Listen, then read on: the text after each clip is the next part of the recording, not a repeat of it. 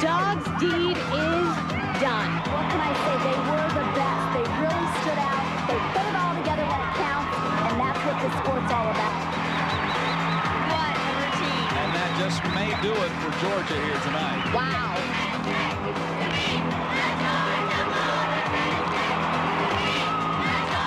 The GymDog Show is brought to you by Melwood Springs. Melwood Springs from the Blue Ridge Mountains of North Georgia. Hello and welcome to the Georgia GymDog Show. I'm Kevin Kopp. In place of Jay Clark this week, we have Courtney Kupetch joining us. We'll get the chance to catch up a little bit later in the show with senior Lauren Sessler and sophomores Kat Ding and Gina Nuccio. But Courtney, you had a great chance this year for us to take a camera with you behind the scenes, and we're going to get a very special look behind the Georgia Gymnastics program. Before we get to some of this choice footage, though, just talking about this year as a transition year for you, we've talked about it from a coaching standpoint, but probably no one has had a more significant transition in 2010 from you going from competing to still being around this team on a day-by-day basis. How did you approach this role in 2010 and saw yourself fitting into the scheme of this gymnastics program? Well, it was interesting. When Jay first asked me to be a part of it, I wasn't sure what I wanted to do, but for me, I feel like I was more a part of this senior class than I was my senior class, not because of anything, but because I think they're more of my true friends. Like, we do everything together. My senior class we were all very independent, and we had what we did, and it was different. And I feel like I grew up with these girls, Courtney McCool, Grace Taylor, Marcia Newby, and they were my true friends. So I was like, I have to be there because otherwise they're going to be at the gym and I'm going to be at home and I want to be with them. So that was when I decided, yes, I'm going to do this and I'm going to put my all into it and help them this year. Well, I think that camaraderie definitely showed, and it's going to in some of this footage that we'll get to see.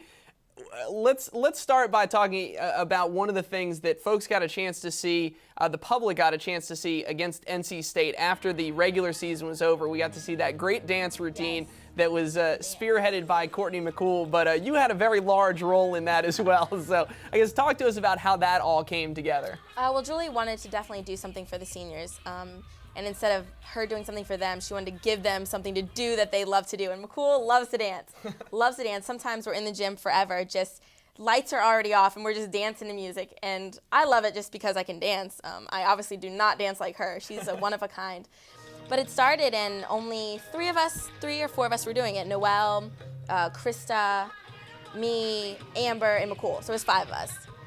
We do this little, McCool gets together, we do a little bit, we preview and show all the other girls, and all of a sudden, everyone else wants to join in. Maybe because we did really good? I don't know. So all of a sudden, it's like, McCool was like, yes, everyone's coming in. So she wasn't bothered by the fact we had to change almost the whole entire thing to get positioning right. We just were happy to have everyone in there. And the one thing I got to do was awesome was I lip-synced all the music in the gym last year and this year. I never stopped. And I got a part where I got to do the bedrock. And then Hillary was my sidekick, and she never practiced when to come out, and she did it all wrong, and it was awesome. Well, it turned into a great show at the end of that NC State meet, and we're going to take a look at some of the great dancing moments from the Gym Dogs, practicing for that senior night routine, and some of the other dancing that took place during the 2010 season.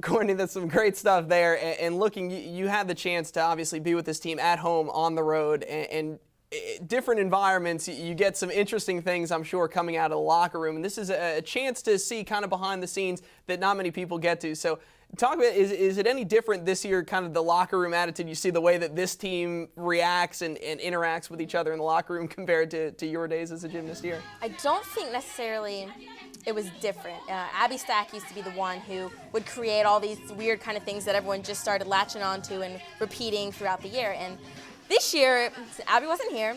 It was Hillary and Sessler. They had a lot of fun when they roomed together. It was an away trip. They roomed together and had way too much time on their hands and just started doing all these funny things that everyone caught on to. And it just became the thing we did all the time. And I think it was Shayla and Katie, you know, they loved it so much that they did it almost to the extent where they should stop.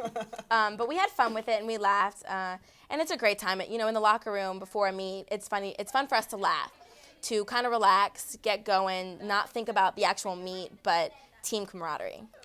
Well, Courtney, looking at that footage, obviously for you, you competed with so many of these girls, but a new freshman class coming in, you get a chance to interact with them. Looking overall, the fact that you were pointing a camera at so many faces this entire season, I'm sure some people handled it a little better and a little worse than others. So give us the inside scoop as to who liked the camera the most and who shied away from it. It was interesting because as gymnasts, we love to perform. We get out in front of 10,000 fans and we perform. And sometimes you put just a small, this big camera in front of their face and they just look at, hi, woo, go dogs. Like, they just completely shut down. And I'm like, what? That would be, you know, Kat Ding. She would smile at you. She would never try to run and jump in front of a camera. That was Cassidy. You know, she'd wave at you, but they never, like, overly sell themselves to the camera. And then you've got others like Noelle Couch. You've got Hillary Morrow. You've got Sessler. I mean, but they're so funny that when they get in front of the camera, it's hilarious stuff. But I think I have probably 10 full minutes of just them. And I'm like, really? Can I get some action of somebody else right here? So it's interesting to see their personalities off the gym floor.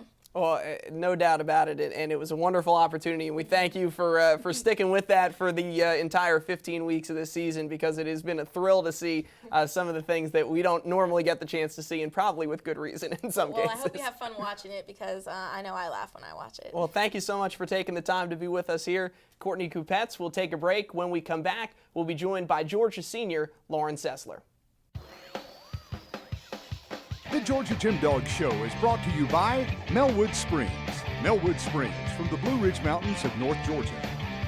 The 10-0 Booster Club. The 10-0 Booster Club, the official booster club of the Georgia gymnastics team.